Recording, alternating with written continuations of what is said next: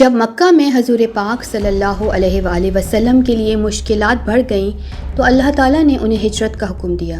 ہم سبھی اس مشہور واقعے سے بخوبی آگاہ ہیں جب حضور پاک صلی اللہ علیہ وآلہ وسلم کے گھر کو ہجوم نے گھیر لیا تھا، لیکن اللہ تعالیٰ نے ان کی آنکھوں پر پردے ڈال دیے تھے اور حضور پاک صلی اللہ علیہ وآلہ وسلم اپنے بہت ہی قریبی دوست حضرت ابو بکر صدیق رضی اللہ تعالیٰ عنہ کے ساتھ مکہ سے نکلنے میں کامیاب ہو گئے تھے۔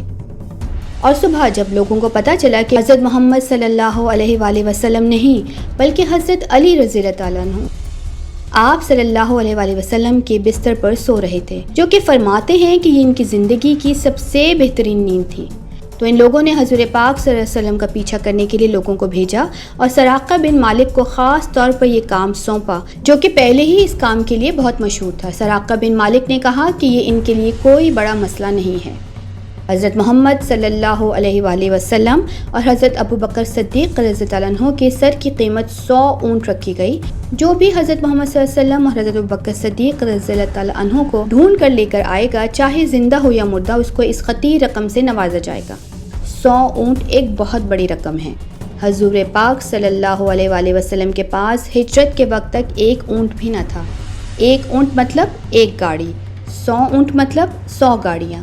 یہ ایک بہت بڑی رقم تھی، تو اس شخص کے لیے 100 اونٹوں کا انعام مختص کیا گیا، جو حضرت محمد صلی اللہ علیہ وآلہ وسلم اور حضرت ابو بکر صدیق رضی اللہ تعالیٰ عنہ کو ڈھونڈ کر لائیں گے، چاہے زندہ ہو یا مردہ۔ سراقہ بن مالک کے اسلام قبول کرنے کے بعد وہ خود یہ واقعہ بیان کرتے ہیں کہ وہ اپنے ساتھی قبیلے کے آدمی کے ساتھ بیٹھے تھے کہ خبر سنی کہ سارے لوگ 3 بندوں کی تلاش میں ہیں، جو کہ اس معاملے سے ہر کوئی بخوبی آگاہ تھا۔ انہیں حضرت محمد صلی اللہ علیہ وآلہ وسلم، حضرت ابو بکر صدیق رضی اللہ تعالیٰ عنہ اور تیسرا شخص جو ان کے ساتھ تھا کے بارے میں معلوم تھا کہ یہ لوگ مکہ چھوڑ کے جا چکے ہیں۔ یہ خبر ہر طرف پھیل چکی تھی۔ 3 سوار صحرا میں ہیں، اگر آپ کو ملیں زندہ یا مردہ تو آپ 100 اونٹوں کا انعام حاصل کر سکتے ہیں۔ سراقہ بن مالک بیان کرتے ہیں کہ جب انہوں نے حضرت محمد صلی اللہ علیہ وسلم کو پہلی مرتبہ دیکھا تو ان کے گھوڑے کے پاؤں زمین میں دھس گئے اور گھوڑے نے مجھے نیچے گرا دیا۔ اس سے پہلے اس نے ایسا کبھی نہیں کیا تھا۔ ایک اور جگہ بیان ہوا ہے کہ سراقہ بن مالک فرماتے ہیں کہ اپنے اور ان تینوں سواروں کے درمیان دھند دیکھ سکتا تھا، جیسے کہ کچھ بہت سا غلط ہو رہا ہے۔ وہ فرماتے ہیں کہ میں نے اپنا ازلام کھینچا۔ ازلام ان کا مستقبل کی پیشن گوئی کرنے کا ایک طریقہ تھا۔ ازلام جیسا کہ ہاتھ کی لکیروں سے مستقبل کی پیشن گوئی کوئی کرتا ہے، یہ ان کے پاس استسقاء بالازلام کا ایک طریقہ تھا، جس کا مطلب اپنے خداؤں سے کسی کام میں مشورے کے ہیں، انہیں اس وقت کیا کرنا چاہیے، جس کو صلاۃ الاستخارہ بھی کہا جاتا ہے۔ سراقہ بن مالک فرماتے ہیں کہ انہوں نے ازلام کو کھینچا۔ ازلام خاص قسم کے تیر ہوتے ہیں جس پر خاص قسم کی چیزیں لگی ہوتی ہیں، جیسا کہ ٹیرو کارڈز پر خاص قسم کے نشانات ہوتے ہیں جن کا آپ نے خود سے مفہوم نکالنا ہوتا ہے۔ تو وہ فرماتے ہیں کہ انہوں نے اپنا ازلام ریت پہ کھینچا تاکہ معلوم کر سکیں کہ یہ کس طرف کو جاتی ہے۔ اس طرح کرنے سے جو نتیجہ نکلا وہ یہ تھا کہ انہیں آگے نہیں بڑھنا چاہیے، لیکن انہوں نے ازلام کے اس پیشن گوئی کو نظر انداز کیا کیونکہ ان کو 100 اونٹ چاہیے تھے۔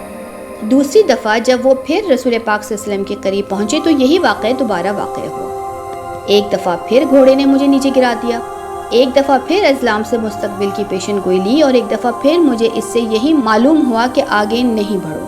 میں نے ایک دفعہ پھر اسے نظر انداز کیا اور تیسری دفعہ پھر ان کے تعاقب میں چل دیا۔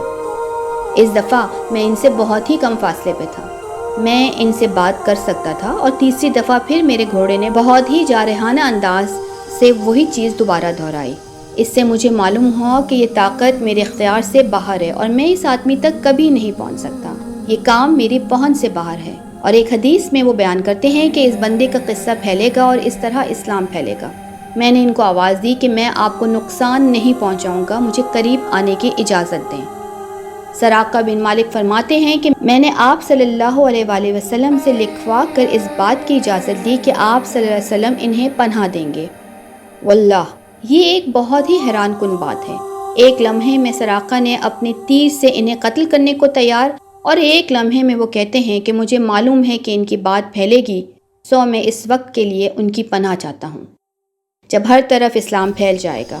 یہ بہت ہی ایک پرتعجب واقعہ ہے کہ ایک ہی لمحے میں وہ ایک شکاری سے زندگی کے لیے پناہ مانگنے پر مجبور ہو جائے۔ حضور پاک صلی اللہ علیہ وآلہ وسلم نے عبداللہ بن اوقاف کو حکم فرمایا کہ وہ کاغذ پر سراقہ بن مالک کے امان کا عہد لکھیں کہ وہ محفوظ رہیں گے۔ اس نے امان کا عہد لکھوایا تھا۔ حضور پاک صلی اللہ علیہ وآلہ وسلم کی خدمت میں سراقہ بن مالک، ہم آپ کو کوئی نقصان نہیں پہنچائیں گے۔ آج آپ نے ہماری حفاظت کی، جب آپ کو ضرورت ہوگی ہم آپ کی حفاظت کریں گے۔ ایک ابتدائی مصنف فرماتے ہیں کہ جب سراقہ بن مالک وہاں سے جانے لگا تو حضور پاک صلی اللہ علیہ وآلہ وسلم نے پہلی دفعہ مڑ کر اس سے فرمایا، یا سراقہ کیف بک، اے سراقہ اس وقت تمہیں کیسا محسوس ہوگا جب تمہیں کسرا کے کڑے پہنائے جائیں گے۔ سراقہ بن مالک نہایت حیرانگی کی وجہ سے کچھ نہ کہہ سکا، صرف فرمایا، کسرا، ہرمز کا بیٹا؟ آج کے دور میں اگر کہا جائے تو وزیر اعظم، بہت سی جگہوں کا صرف ایک بادشاہ، مطلب صرف ایک کسرا۔ آپ صلی اللہ علیہ وسلم کے کہنے کا مطلب ہے کسرا، ہرمز کا بیٹا، پرشیا کا بادشاہ۔ آپ چاہتے ہیں کہ میں اس کے کپڑے پہنوں؟ آپ نے کوئی جواب نہیں دیا۔ کسرا زیورات پہننے کے لیے بہت مشہور تھا۔ وہ ایک آدمی تھا لیکن پھر بھی وہ زیورات پہنا کرتا تھا۔ ویسے تو فلمیں دیکھنی نہیں چاہیے، لیکن اگر آپ کو 300 فلم دیکھنے کا اتفاق ہوا ہو تو آپ نے پرشیا کے بادشاہوں کی یہ سارے عجیب و غریب چیزیں پہنے ہوئے دیکھا ہوگا۔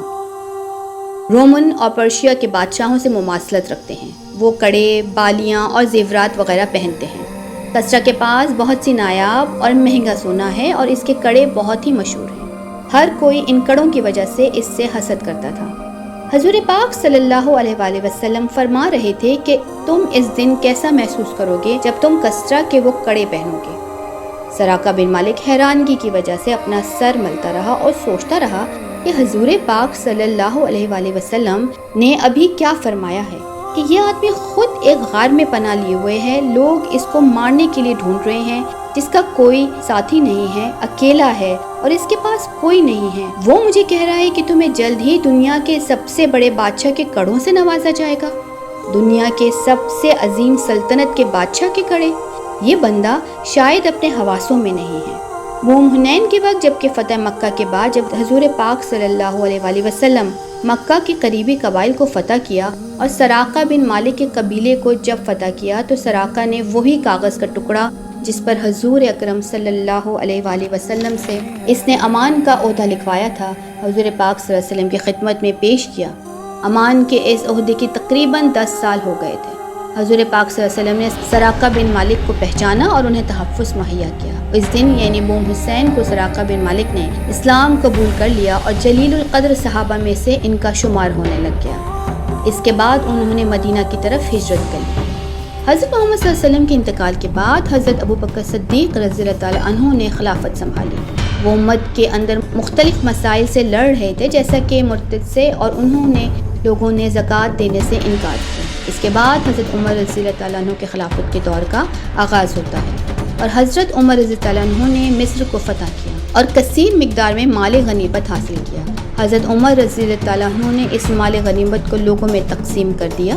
ایک ڈبہ حضرت عمر رضی اللہ تعالیٰ عنہ کی خدمت میں پیش کیا گیا جس میں بہت سا سونا اور کسرا کے کڑے موجود تھے۔ سراقہ بن مالک کو شہر سے ڈھونڈ کر لایا گیا اور حضرت عمر رضی اللہ تعالیٰ عنہ نے ان کو اپنے تخت پر بیٹھ کر سونے میں سے کسرا کے کڑے نکال کر سراقہ بن مالک کو پہنائے، جیسا کہ اس سے حضور پاک صلی اللہ علیہ وسلم نے ان کڑوں کو دینے کا وعدہ کیا تھا، اور اس وعدے کا ہر کسی کو پتہ تھا۔ ہر طرف اللہ اکبر کی صدائیں بلند ہونے لگی۔ یہ وہ عہد تھا جس کا حضور پاک صلی اللہ علیہ وآلہ وسلم نے وعدہ کیا تھا اور اسے پایا تکمیل تک پہنچایا گیا۔ اور ابن عبد البر کے مطابق لوگوں نے سراقہ بن مالک کو مدینے کی گلیوں میں گھمایا۔ حضرت عمر رضی اللہ تعالیٰ عنہ نے اللہ کا شکر ادا کیا کہ انہوں نے سب سے طاقتور انسان کسرا ہرمز کے بیٹے سے کڑے لے کر بنو مطبع کے ایک بدو سراقہ بن مالک کو دیے، جیسا کہ بہت سالوں پہلے حضور پاک صلی اللہ علیہ وسلم نے پیشن گوئی کی تھی۔ سبحان اللہ، کیا عظیم کہانی ہے! یہ کہانی کافی دفعہ ہماری کتابوں میں بیان کی جا چکی ہے۔ یہ حضور پاک صلی اللہ علیہ وآلہ وسلم کے وقت کے بہت سے معجزات میں سے ایک معجزہ ہے۔